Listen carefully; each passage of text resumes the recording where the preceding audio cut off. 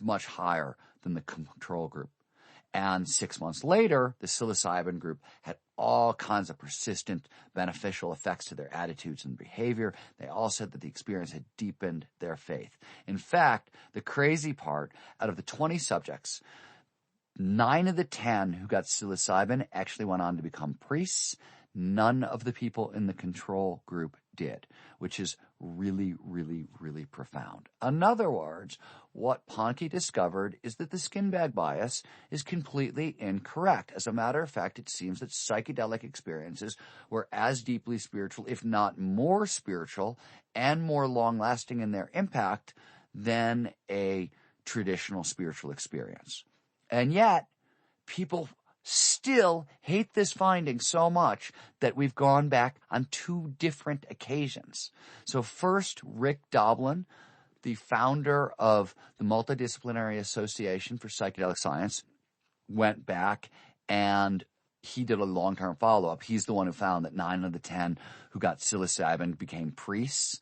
And he later wrote in the Journal of Transpersonal Psychology, the experimental subjects unanimously described their Good Friday psilocybin experience as having had elements of a genuinely mystical nature and characterized as one of the high points of their spiritual life. Most of the control subjects could barely remember even a few details of the service.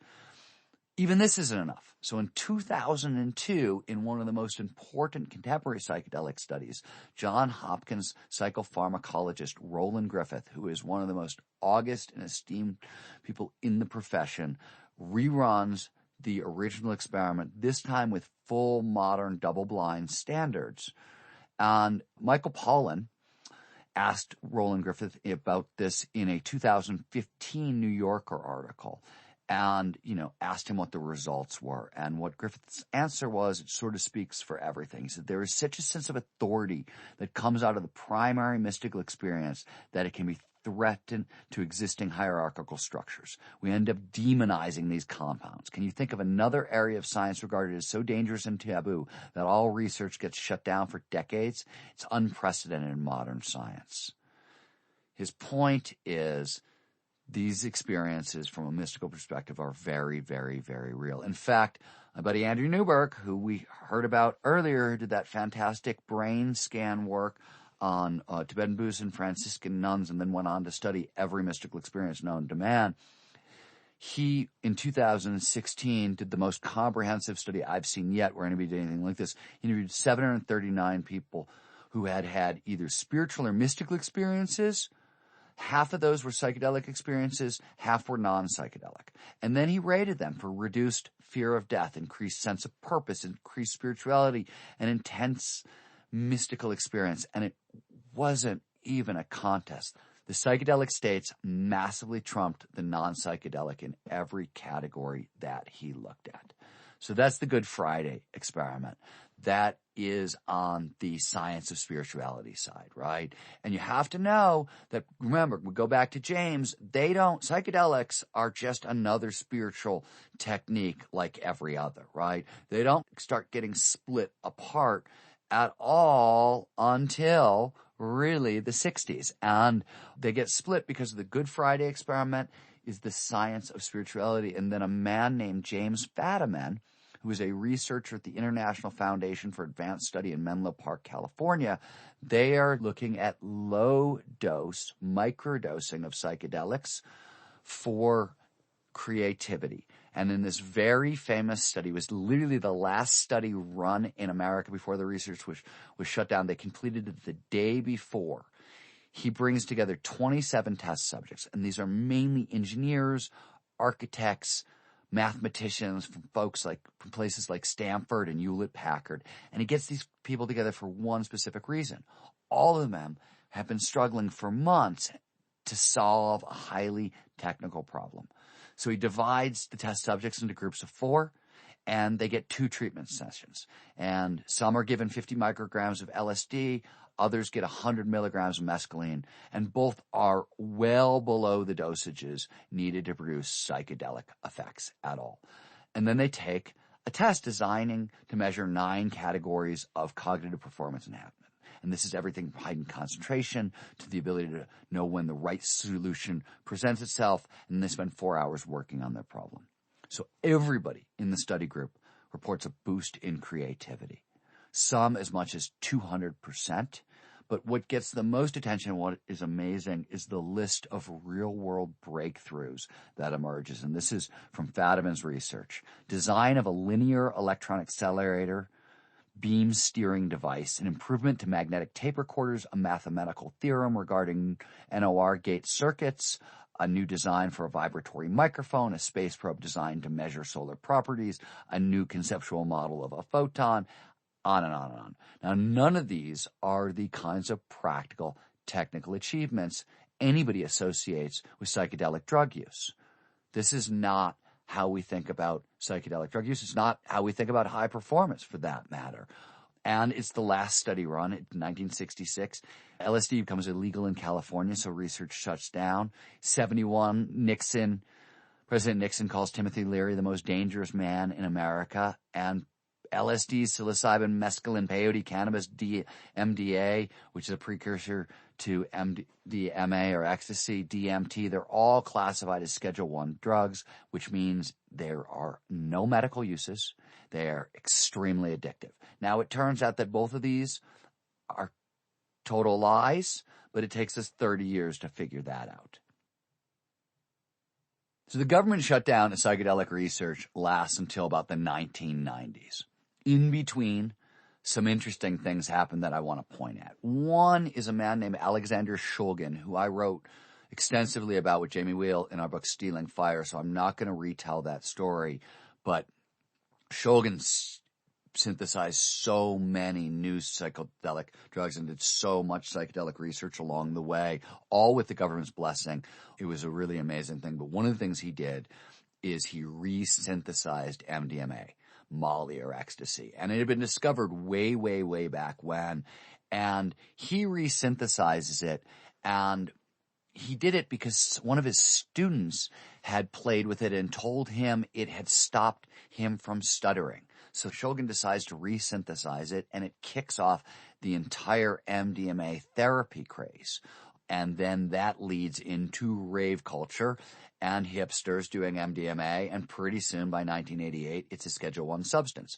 But not before a lot of research had been done. In fact, tons of psychologists wrote letters begging the government not to make it a Schedule I substance because it was so powerful as a marriage counseling drug and as a relationship counseling drug and possibly as a therapeutic aid, right? But it didn't matter. It got shut down. But along the way, one of the guys who got really interested in this stuff was Rick Doblin. I mentioned him earlier. He founds the Multidisciplinary Association for Psychedelic Research, and alongside a handful of other people, really, really becomes one of the principal lobbying organizations trying to drive this forward. Then something really interesting happens in 1990. So a psychiatrist named Rick Strassman, is at the University of New Mexico. And the University of New Mexico is one of those places that scientists go if they want to hide their research from the rest of the world. It's a really good place to do that. And Strassman is looking for, he's sort of a religious spiritual scholar, and he's looking for a naturally occurring substance in the human body that could produce the kinds of mystical states that he's read about in the Bible. Right? He wants to understand like the non-drug epiphanies that Moses and a lot of the historical prophets have had.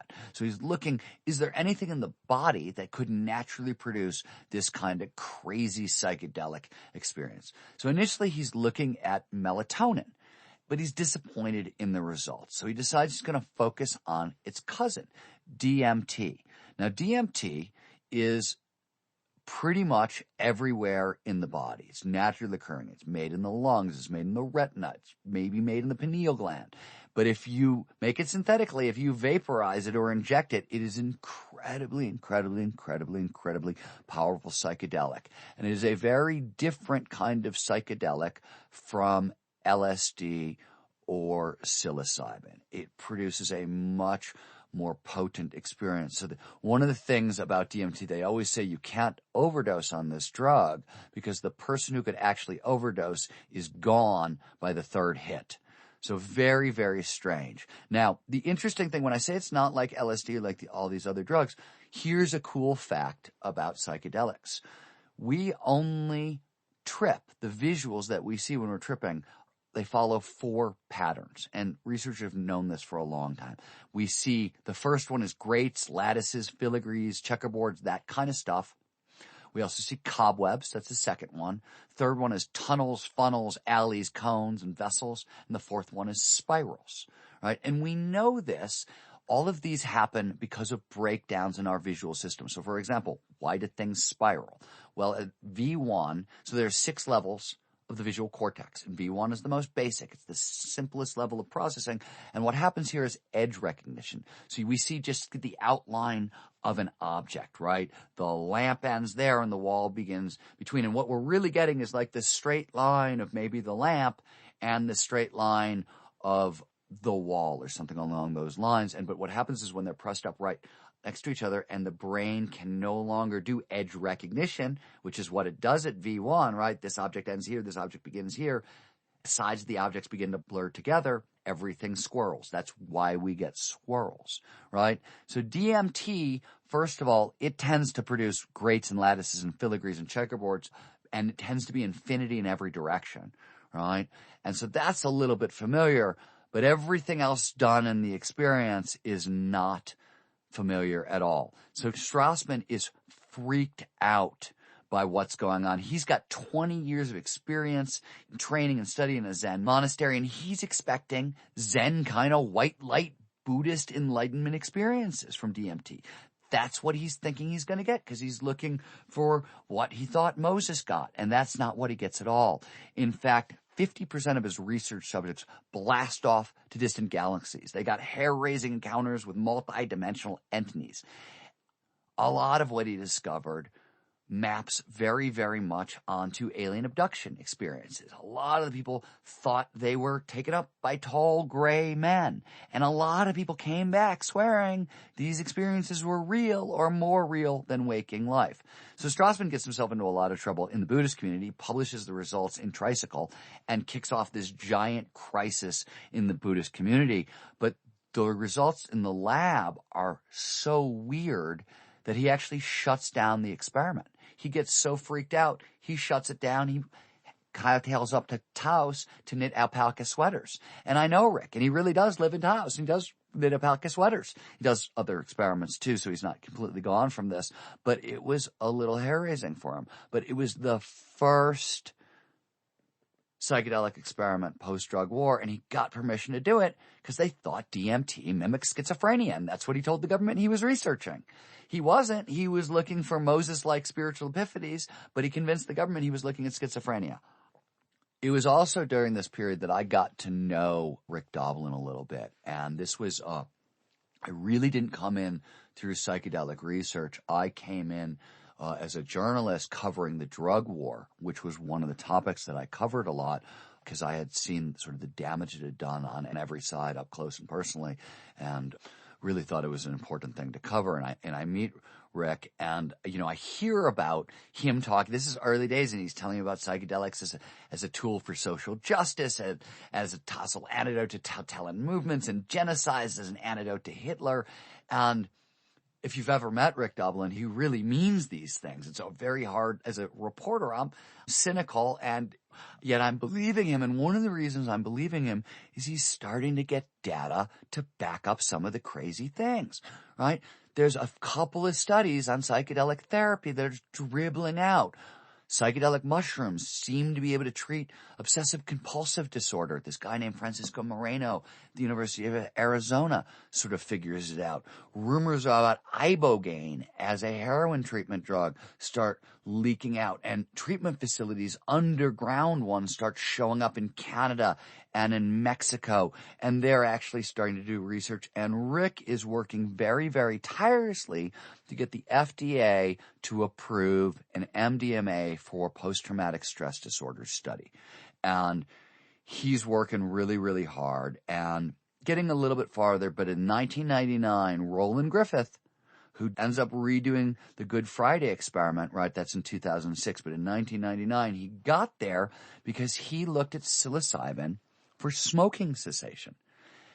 And he did a really small pilot study with 15 cigarette smokers. 80% were still quit 6 months later. 67% were still quit a year after that. This was way better than any other treatment option, which was in line with what people were saying back in the 60s, right? 45% of their study group stayed sober. Wow, these are incredible medical results. Rowland also looked at end-of-life anxiety and found, and usually in cancer patients, right, people who could not really stop being panicked because they were dying, right? And there was nothing to be done about the dying. It was going to happen with or without the panic. But this is a really incurable condition that nobody had been able to get anywhere with, and suddenly there was hope. Right? Then in 2006, he redoes the Good Friday experiment. In 2006, we also get research that says psilocybin can treat cluster headaches. Cluster headaches are the far, far extreme version of migraine headaches. They're often called suicide headaches because people who have this disease will often kill themselves because the pain is so severe. So psilocybin to treat cluster headaches. By the way, there was also work with LSD to treat cluster headaches that was going on at Harvard at the time, and they couldn't finally get permission on it, and it sort of jumped over to Switzerland, and I don't actually know where it is. I can just tell you that it sort of jumped over. But the really cool one was in 2011, Rick Dobbin finally gets permission to do a very small MDMA for PTSD study. He does it with a South Carolina psychologist named Michael Mitherhofer, and they are looking at PTSD in victims of sexual abuse, childhood trauma, and in soldiers coming back from Afghanistan and Iraq.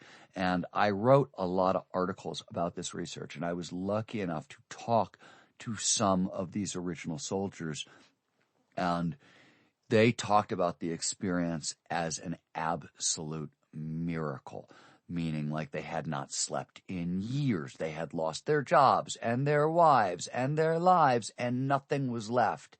And literally, they built a 2-session protocol, and one of the guys I talked to, he was so completely cured by the end of the first session that in his second session, he was like, yeah, I don't want to talk about the fact that I got blown up in Iraq. Let's talk about my relationship issues and let's heal something else. Let's fix something else, right? And that pretty much opens the doors, right? In fact, that original MDMA study went so well that they have since done follow-up studies. The FDA recently gave MDMA privileged drug status, and they are rushing phase 3 trials of MDMA through PTSD through right now because it's been so effective. In fact, the same thing is actually happening with MDMA and psilocybin for depression and anxiety. They looked at extreme anxiety, and then they went, oh, does it work in lesser cases? And it turns out it does. And it's not, of course, just psilocybin or LSD or MDMA. People are looking at ayahuasca, at ibogaine, at ketamine, at LSD, at psilocybin. All seem incredibly promising to treat addiction, depression, anxiety, end of life, or otherwise. And we're starting to figure out why. And one of my favorite studies about the why was done by a guy named David Olson at UC Davis. And he looked at LSD and DMT, and when he applied it to the neuronal tissue of both rats and flies, he saw an increase in the number of dendrites, their density, and the number of synapses. This is basically all the parts of the brain cell. Basically, what it shows is that these substances, psychedelics, may repair circuits damaged in people with mood and anxiety disorders by overwriting them. And the mass of studies currently going on is insane. My favorite work on this topic is being done at Robin Carhart Harris's lab at Imperial College in London. And what Robin and his team have been doing is fMRI imaging of what your brain looks like on psychedelics. They did MDMA, psilocybin, LSD, and DMT, and the results are kind of staggering. What's interesting, by the way, is Robin Carhart Harris didn't actually start out interested in mind-altering substances at all. He was studying psychoanalysis, at Brunel University in England, and he was really interested in the unconscious, right? He was interested in James, and psychoanalysis is the Freudian tradition, and he wanted a better way to study the unconscious, really incredibly difficult to study. And he was in a seminar where the class leader sort of was rattling off all the ways we study the unconsciousness: free association, dream analysis, hypnosis, bungled action, slips of the tongue, and they all suck, right? With the exception of dreaming, they're all very indirect approaches, and dreaming takes place when we're asleep, so all you get is after the fact. And he was like, God, if we're going to ever get anywhere, we need a better way to explore the unconscious. And he happens to pick up Stanis Grof's famous book, Realms of the Human Unconscious, Observations from LSD Research. And, you know, those 4,000 experiments that Grof ran, this is the book where he writes about it. And he talks about that in that book. Grof says, during psychedelic states, our ego defenses are so diminished that we gain nearly direct access to the unconscious. Suddenly it clicks. With tools like fMRI and tools like LSD, psilocybin, et cetera, Carhart Harris can possibly study this stuff. So he switches career. He joins a different university, starts studying psychopharmacology, and does his initial work on MDMA. And in 2009, jumps over to Imperial College in London, and he becomes the first person in history to use fMRI to look at LSD, the second to look at psilocybin. And what he discovers is everything that we found with all the other altered states of consciousness. Transient hypofrontality, the deactivation of large swatches of the prefrontal cortex. That is why our sense of self disappears while we're on psychedelic states, right? Same reason that our sense of self disappears in mystical states and in flow states, right? But what gets really cool is he also finds that psychedelics disintegrate the default mode network. So earlier, we said that if we really want to understand how things take place in the brain, the two things we need to know are neural anatomy and networks. We talked about neural anatomy. Networks are interconnections between different brain areas, and one of the most famous ones is the default mode network. This is responsible for mind wandering and daydreaming, right? And when we discovered it, sort of solved this ancient puzzle. So it's been known for a really long time that the brain is an energy hog, right? It's 2% of our body weight, yet consumes 20 to 25% of our energy, and that's at rest. And we couldn't figure this out. And for a while, people were just trying to measure the energy budget of activities. I am writing, how much energy I'm using. I'm doing architecture, how much energy I'm using. Then this one researcher started to notice that the brain was using a ton of energy while at rest. What the heck is going on? The default mode network is what's going on. And so your brain is constantly mind wandering. It's constantly daydreaming, right? This is the network that's active when we're awake. We're not focused on task. And what's interesting is this is a source of a lot of mind chatter and a lot of unhappiness. When researchers do studies and they sort of ping people at various times and say, what are you thinking about? Most of the time, people are fretting about something. Mind wandering, as a general rule, is negative. Now, mind wandering for creativity is fundamental and fantastic. So people associate the default mode network with unhappiness. That's not entirely true, right? But like any network in the brain, it's very, very fragile. And it is very, very, very easy to turn off. We're going to see in a little bit that meditation turns it off. Flow shuts down the default mode network. Psychedelics blow it to pieces. All you got to do is knock out a couple of nodes in the network to knock it offline. So this is interesting. Carhart Harris pointed out that early psychologists used terms like ego disintegration to describe the effects of a psychedelically altered state. And they were way more right than they knew, right? The ego is a network, and things like psychedelics, flow, and meditation comprise the connections inside that network. They literally, quote unquote, this is Robert Carhart Harris, they literally disintegrate the network. The other thing that they figured out is that psychedelics birth new networks. The scans of people on psychedelics show highly synchronized connections between really far-flung areas of the brain. If you look at a normal brain scan of your brain and the network connections, it's going to look like 50, 60, 100 lines between different points around the brain. If you look at your brain on psychedelics, it's a huge, huge network map with thousands and thousands and thousands of connections, and even kind of separating out the different lines and the different points from one from another is really, really difficult. Literally, psychedelics destroy the networks that produce our sense of self, that produce all that internal negative inner chatter, and instead they build these really far-flung connections between far-flung disparate regions in the brain. What this research has done, it has identified the biological basis for the mind expansion associated with psychedelic drugs in the literature. So what does all this mean? Well, one of the things it means is that the upper possibility space of human experience, right? Whether we're talking about psychedelics, whether we're talking about flow states, whether we're talking about mystical states, right? We see roughly the same thing.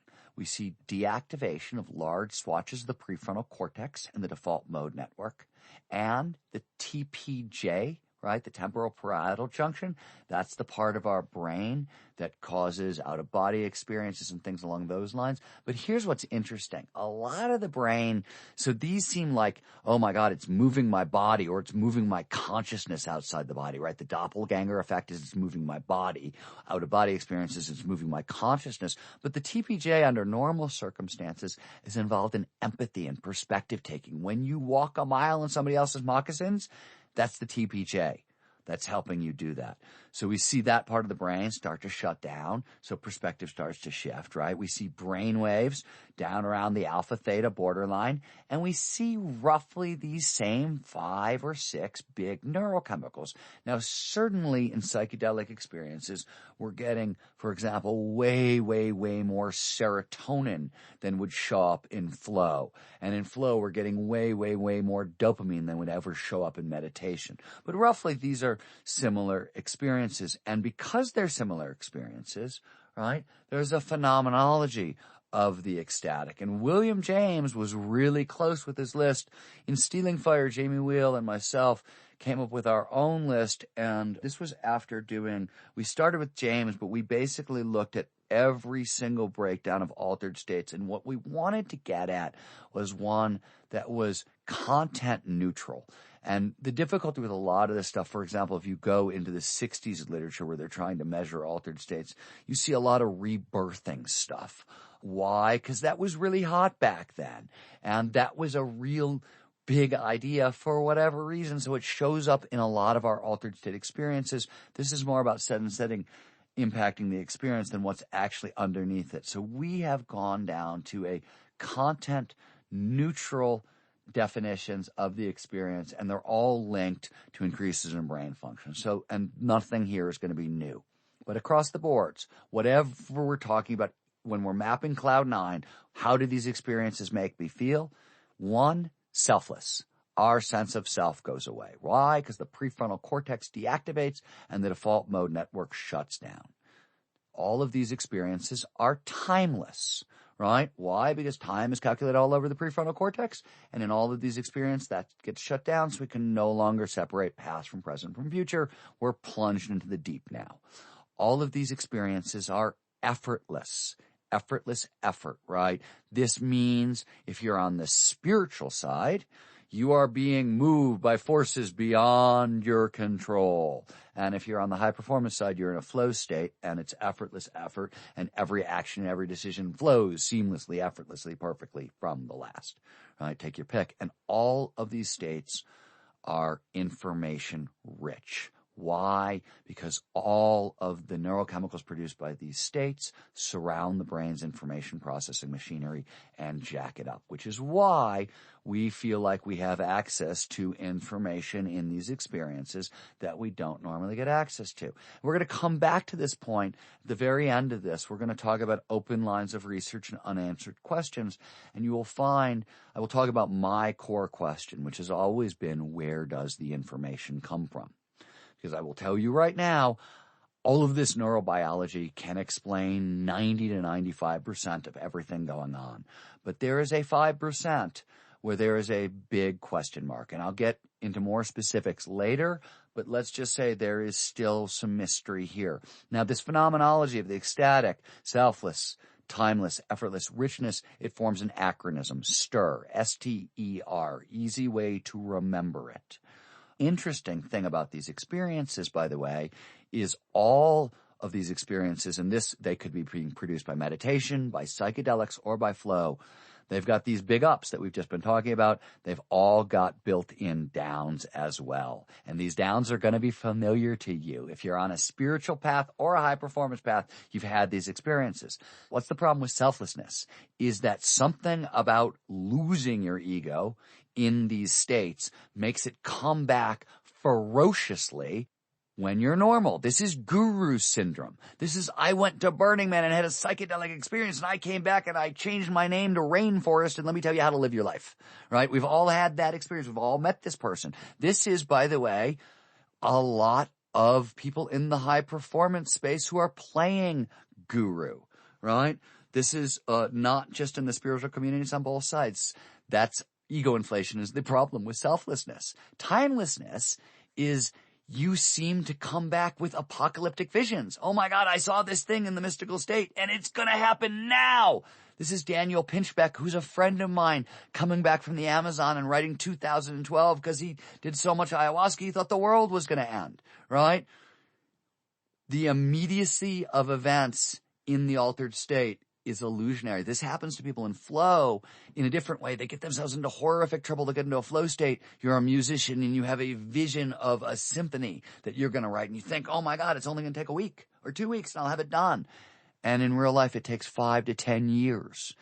Time horizons, when you can't separate past from present from future, they're all messed up. So you can't believe what you're being told about how long things will take because the part of your brain that can judge that is shut down. The problem with effortlessness is we get bliss junkies. Oh, dude, I don't want to do anything unless I'm in flow, man. Right? We see this over and over and over again. And if it doesn't feel spiritual, I'm not going to do it.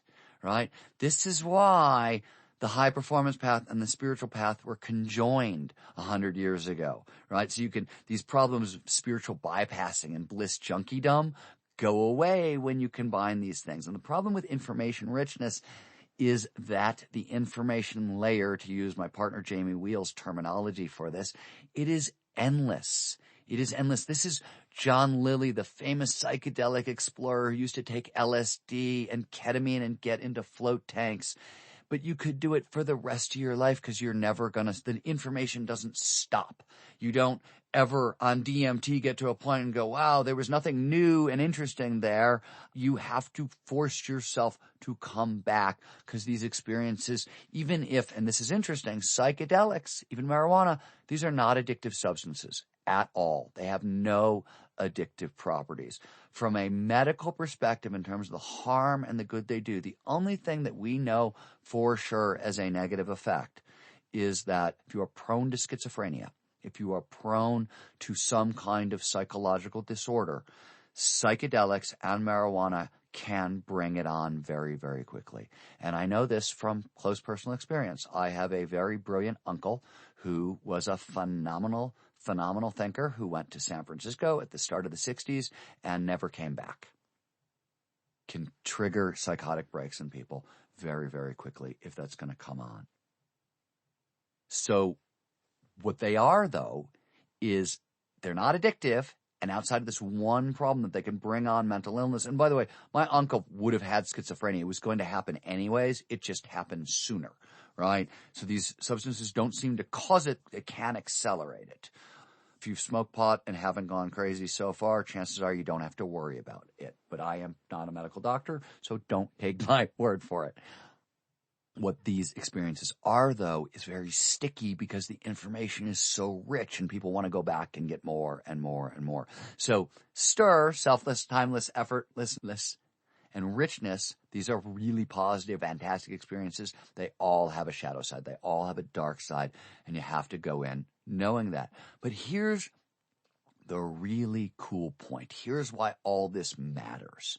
It matters because now we have options. We have lots of options. And let's stay on the healing side of things for just a second and talk about PTSD, right?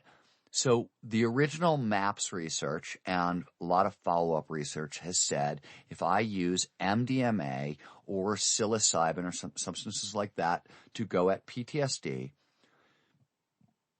it takes 1 to 2 therapy sessions to produce either complete remission, meaning my symptoms are totally gone and I no longer appear to have the condition, or significantly reduce my need for medication, right? 1 to 2 sessions of MDMA. So a bunch of years after that study was done, at Camp Pendleton, they wanted to redo that study, but they didn't want to use a psychedelic because they wanted to treat soldiers with PTSD at scale, and they didn't think they could do it with the psychedelic. So instead, they replaced the psychedelic with surfing, and surfing is a very big flow trigger for reasons that we're going to get to in a little while. Surfing produces a tremendous amount of flow. They used the exact same protocol. So the MDMA protocol was MDMA plus talk therapy, right? 1 to 2 sessions. So they used flow plus, actually they used group therapy in flow. And what they found is complete remission or significant decrease in drugs. 5 weeks of surfing plus therapy was enough to do it. They redid the study once again, and this time they replaced surfing with meditation. They used a mantra meditation, kind of a watered down TM, and they found that daily meditation plus therapy, 4 weeks was enough to significantly reduce or completely cure PTSD. So same problem, post-traumatic stress disorder, 3 different approaches. Obviously the same thing. If it's true for PTSD, it's also going to be true for anxiety because this is a scale and a spectrum, right? So we have choices. We have the same thing on the high performance side, right? We have 3 different approaches if you're interested in boosting creativity, right? So research done by James Fadiman, we talked about it already, right? He saw those 200% boost in creativity and, the magnetic tape recorder, the math theorem regarding NOR gates, the new model, the proton, the space probe, right? So microdosing, this was 1 to 2 sessions of microdosing produced a 200% burst in creativity. Very, very cool. So in flow research, we recently conducted a flow and creativity study, and we found that in flow, creativity is boosted some 400 to 700%. There's another study that was run at the University of Sydney. I referenced it earlier. So one of the things, when they want to test intuitive problem solving, they use the 9-dot problem. And using a technique where they artificially induce flow, I'm not going to talk about it now, we'll talk about it later, they gave people the 9-dot problem. Now, the 9-dot problem you're familiar with. It's connect these 9 dots with 4 lines in 10 minutes without lifting your pencil from the paper. And under normal conditions, less than 5% of people can solve this particular problem. It's hard, right? It's an insight problem, difficult to solve. And in the original study group, they found 46 people, 23 took the test, took the 9-dot problem out of flow, 23 took it in flow. The people who took it out of flow, none of them managed to solve it. The people who were in flow, 46% solved the problem in record time. That's an enormous boost in creativity, right? Actually bigger than Fadiman got from microdosing. But maybe flow isn't your thing, and maybe microdosing isn't your thing. Well, then there's meditation. 3 open monitoring meditations, so Vipassana style meditations, was enough to increase fluency, flexibility originally, and elaboration. These are fundamental creative skills. And the interesting thing that has come out of the meditation research, and we'll talk about more about this in a bit, is certain types of meditation are really good for creativity. Certain types of meditation are really bad for creativity. Open monitoring meditation, open senses vipassana meditation, we're just letting it all in and trying not to judge it. Much better for creativity than a focused meditation like counting your breath kind of meditation. So the point here, right, 3 different approaches to treating a problem, 3 different approaches to creativity. We're seeing on the high performance side tons and tons of options. And what does all this mean in the context of this book? Well, one thing it means is that William James was right. He was absolutely correct, right? There is an ecstatic spectrum, flow states, states of awe, meditative states, contemplative states, trance states, psychedelic states, right? Technologically mediated states are true. Sexually provoked states, all the tantras, mystical states, even, check it out, the experience you have at transformative festivals. Going to Burning Man. This was research done at Oxford. Going to Burning Man produces the same changes in your brain as doing psychedelics or being in flow or having a meditative practice. Similar changes in the brain. So all of these techniques, under the hood, they are neurobiologically very similar. They do similar things to our brain. They produce similar experiences, the experience of stir. And long-term, as James pointed out, they are psychologically real. They have long-term permanent psychological benefits, or to use the phrase that my partner Jamie Wheel coined that has since sort of become common vernacular, altered states lead to altered traits. And this, by the way, explains why consciousness hacking is going mainstream. 44% of American companies are now offering a mindfulness training program. In 2016, yoga is a multi-billion-dollar industry, right? 2017, psychedelics have shown promise in treating depression and addiction and end-of-life anxiety and PTSD and OCD, and the overall wellness and well-being industry is worth $3 trillion. And on top of that, when Jamie and I were writing Stealing Fire, this story begins a little before that. When I was writing Rise as Superman, my big book on flow, I was talking to a man named Salim Ismail. Salim Ismail was the former head of innovation at Yahoo. He was then the founding president of Singularity University in Silicon Valley, where, as I mentioned earlier, they study technology and its application to kind of grand global challenges. And he's been a big flow geek for a really long time. Obviously, he's interested in innovation, so flow is really big in innovation. And we were talking, and he makes an offhand comment. He's like, I think every time you go to a sporting event, you're paying to watch somebody in flow. In fact, every time you go to the movies, you're paying to watch somebody. In fact, when you go to a poetry reading or a concert, and he goes on and on. He's like, God, if you quantify this, I bet there's a big part of the GDP. I bet these numbers are a lot bigger than anybody thinks. So that sort of stuck in my head, and it didn't, right? I just couldn't get it out of my head, and I couldn't get it out of my head. And when we started writing Stealing Fire, and the research that says James is right, that all of these states are very, very similar, only got done fairly recently. But what I realized is if Salim is right that flow is a big part of our GDP, people actually trying to chase these so-called spiritual states or these so-called high-performance states because they all share the same underlying neurobiology, let's quantify that, right? Let's use transient hypofrontality, these 5, 6 neurochemicals, and this alpha-theta borderline, and anything that people do in an attempt to get in that direction. Let's take a look at this. Now, mind you, some of this is negative and addictive behavior, right? Some of this is crack cocaine. Some of this is speed. These are not, drugs that lead really anywhere positive other than for recreational fun if you can keep them under control, I guess. But anyways, we calculated what we called the altered state economy. So we looked at drugs that change consciousness, both illegal and legal. We looked at the whole personal growth industry, right? Tony Robbins and those seminars, I don't think it's very ethical. First rule at the Flow Genome Project is if we're going to alter somebody's consciousness, we never try to sell them something while their consciousness is offered. And that's exactly what Tony Robbins and a lot of these self-help gurus are doing. They're putting you in an ecstatic state and trying to sell you something at the point in time where your logical, complex decision-making is offline and long-term planning is offline. Not exactly ethically correct as far as I'm concerned, but people get a lot of value out of Tony Robbins' work. And I've met the man, and in person I find him fascinating and interesting and, exciting. So I get it. I just don't think it's ethical. But anyways, we looked at, that industry. We looked at recreation, action sports, as I mentioned, put people into flow. And a lot of travel put people into flow. And then we looked at media and technology. And when I say we were as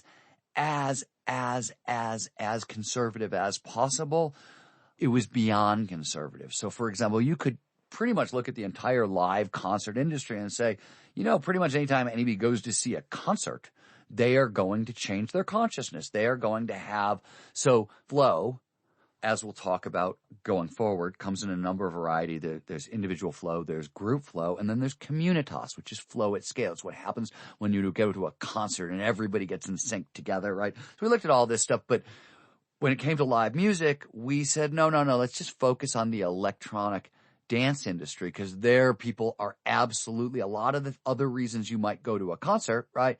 I like the song lyrics. Well, there aren't that many song lyrics in EDM. I like the this, or I like the, it's pretty much about altering your consciousness. At least it's a safer bet. So we took the much more smaller and conservative figure, and doing all this, when it was all said and done, our number for the altered state economy is $4 trillion. That is 1/16 of the global economy that we spend trying to alter our consciousness in this way. That is enormous. And the crazy thing, it's growing, and we're going to talk about why a little bit later.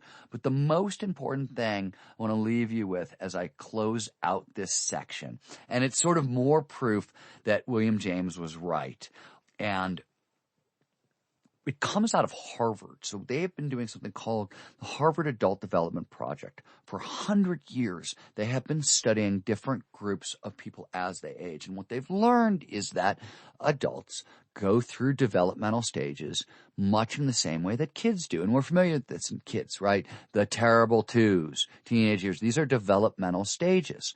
Adults do the same thing. Now, as we move up, the difference between kids and adults, by the way, is that kids, it happens automatically. Adults, it doesn't happen automatically. You actually have to do the homework, right? Nobody does your push-ups for you, and adults can get stuck at certain lines of development, right? And what you gain as you move up the adult development scale is wisdom and insight and perspective. And really what you gain is empathy and the ability to see problems from alternate perspectives, right? Not just your own, right? And what they found is the farther up the scale you go, the wider your perspective goes. And now, originally they tracked ordinary states of consciousness. Now they're starting to look at non-ordinary states of consciousness at the upper levels and so-called like enlightenment, satori, those kinds of experiences. That work is going on. But what we figured out is that there's wisdom at the upper end. And that wisdom goes directly to the bottom line. So 10, 15 years ago, a guy named Jim Collins wrote a book called Good to Great. This is one of the classic business books. And in it, he talks about level 5 leaders. These are the pinnacle of leadership. And these are people with enormously powerful character strength and will, but incredible humility.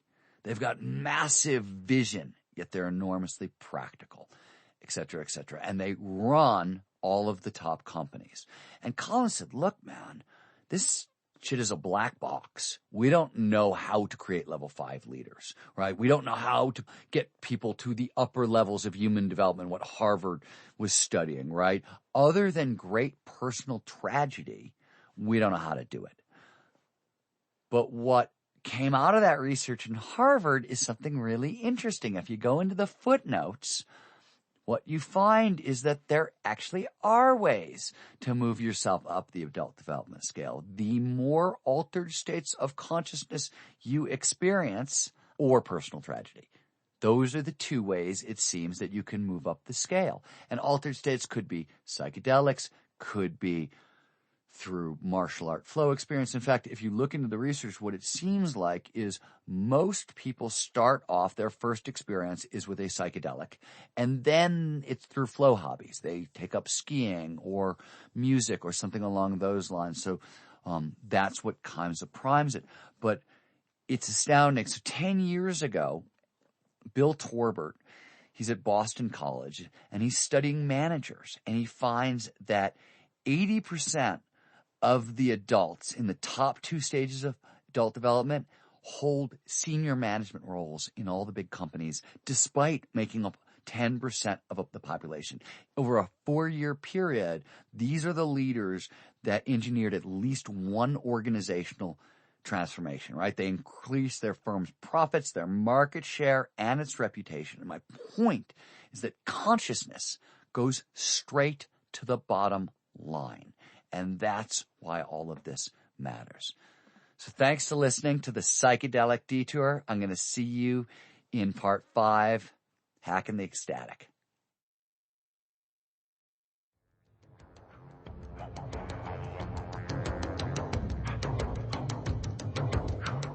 Sounds True presents Mapping Cloud 9, Session 5, Hacking the Ecstatic with Stephen Kotler.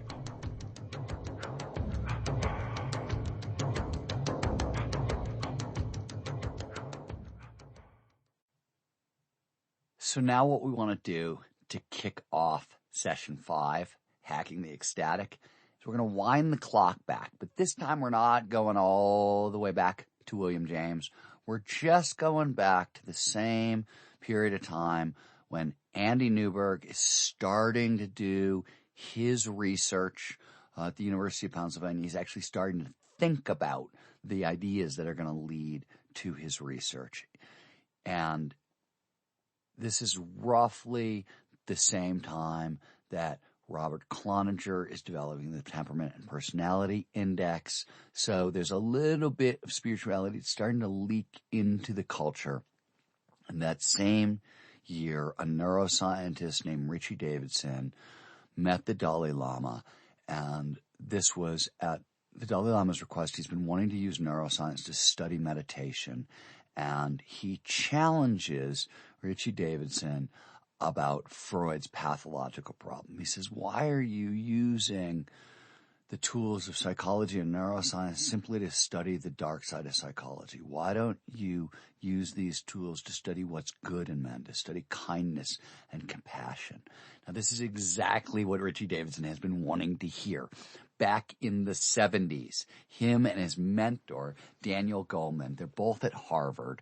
Daniel Goleman went on to emotional intelligence fame, actually based on a lot of work that Richie ended up doing. And they're interested in meditation. And Richie wants to write his doctoral thesis on the topic, and he's literally told it's career suicide. When he published his first paper on meditation back in the 70s, there were literally 3 studies that had ever been done. Put it in context, today there are over 7,000. But Davidson, who's been a lifelong meditator, has a daily morning meditation practice that, unless he's traveling, he's meditating. But he decides he's going to come out of the closet, and he's going to let the scientific world know that he's into meditation, and he decides he's going to study Tibetan Buddhists who have 10,000 hours of meditation training as a minimum, and the average is 34,000 hours. And this is back in 2000 when he actually publishes it, and he finds that compassion meditation has a real impact on the brain. We get strong activity in the insula, which is a part of the brain that's involved in emotional recognition and regulation. The temporal parietal junction, the right TPJ, right, which here is less about body integration, the stuff that's causing out-of-body and near-death experiences, and more about perspective taking, gets impacted, as well. We see heightened activity there. We also see decreased activity in the amygdala, right? This is the brain's danger detector. So we're seeing decreased activity. And over the years, right, we start to learn that this has all kinds of long-term benefits that I'll go into as we go along, with decreasing stress and pain and insomnia and anxiety disorders. Also, massive performance benefits. Increases our ability to pay attention, increases our quality of life. Now, mind you, these are benefits that are very, very, very different from the way the spiritual benefits of meditation have long been classified, right? We took what was a spiritual practice and started studying it as a performance and a health practice, right? It was a bait and switch by the researchers in charge because they knew they couldn't actually study a spiritual practice. It wasn't gonna go anywhere. But what we've learned along the way, and if you haven't read Richie Davidson's and Daniel Goldman's book, Altered Traits, it's well worth it, which is a great summation of the research. But what we've now started to find, and this was research done by Harvard neuroscientist Sarah Lazar, I'll talk a little bit more about it later, but she found that meditation actually produces neuroplasticity, right? There's an increase in brain matter volume.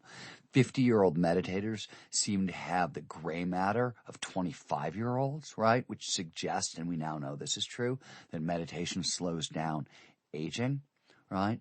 3 months of meditation seems to strengthen the hippocampus, which is critical for learning and memory. All these points are that altered states are leading to altered traits. So the practice of an hour-long daily meditation practice over long periods of time produce permanent changes in how we view the world. And this was Richie's early findings, right? But of course, studying monks with 34,000 hours of cushion time, not particularly practical in the real world, right? We don't have 30 hours, let alone 34,000. So people start looking at what happens with shorter and shorter and shorter periods of meditation. And there's all kinds of research here. Most of it, from a scientific perspective, is not the best, not the greatest research, but there are studies we trust, and the studies that trust have some really interesting data points. First of all, mindfulness-based stress reduction, the idea created by John Kabat-Zinn, sort of watered-down meditation for anyone, shows that 30 hours of meditation spread out over 8 weeks, the amygdala becomes less reactive. So the brain's danger detector becomes less reactive. So emotionally, we're going to experience this as less fear, less anxiety. 30 hours is also enough to kickstart the small molecular improvements that slow down aging. Some of the craziest research comes out of compassion meditation, right? Loving kindness meditations, which finds that 7 hours, this is incredibly fast, right? 7 hours of compassion meditation increases empathy and our positive feelings towards others, and that these traits persist outside of the meditation, meaning altered states lead to altered traits. We're also seeing very quick cognitive improvements. 2 weeks of mindfulness meditation produces less mind wandering, better focus, better working memory, and enough, by the way, to produce a significant improvement on GRE exams. So this has real world impact. The long-term effects, we're starting to see research here. There's not a lot done, but we're starting to see, because the reason there isn't a lot done is while we can find people with 10,000, 20,000, 30,000 hours of meditation, what we didn't do is before and after studies or comparison studies with a control group over the same period of time. And these are $1 million, really expensive, hard studies to do. But the little ones that we find show some interesting stuff. We see massive increases over time in emotional regulation. Not surprising. We see decreases in the stress response, and this includes the body secreting less cortisol. It's often mislabeled as the stress hormone, and it's really energy. We get cortisol when we need energy to deal with challenging situations, which obviously is every stressful situation, which is how it got sort of misnumbered. The most interesting finding to me is that a portion of the brain called the nucleus accumbens shrinks and becomes less active. So this is really interesting. The nucleus accumbens is thick with dopamine receptors. It gets really active in flow. And shrinking it down doesn't seem like a good thing. But do you remember how the TPJ does both kind of embodied perspective, where is my body right now in my consciousness, and also cognitive perspective, psychological perspective? So the nucleus accumbens is responsible for all of our pleasure chemicals and our reward chemicals, but it's also where all that stickiness is. So the Buddha and everybody else who taught that long meditation makes you want less, it squelches attachment and desire, right? What's that actually means is long-term meditation shrinks the nucleus accumbens. You become less attached to things. Things become less addictive, less sticky, right? This is that fabled Buddhist non-attachment. And as I mentioned earlier, it's starting to get discrete. We're starting to be able to test different meditation systems against different meditation systems. So we now know, for example, that loving kindness and compassion meditation seems to work better as a treatment for PTSD than other forms. I mentioned earlier that creativity is helped by an open-sensitive Vipassana style meditation. And what they did is they tested this against focus meditation. What they find is that focus meditation is great for convergent thinking. This is logical, linear. It can be creative, by the way, but it's logical, linear decision making. And divergent, lateral thinking, connecting far-flung ideas together, seems to be helped by open senses. So we're getting a look at the neurobiology of this. Mind you, Eastern traditions have been saying similar things in really confusing language, mind you, for thousands of years. Now what we're getting is things turned into kind of a modern language that we can understand what people are talking about and actually work with more. And we're understanding the neuroscience that's sitting at the heart of this. This meditation line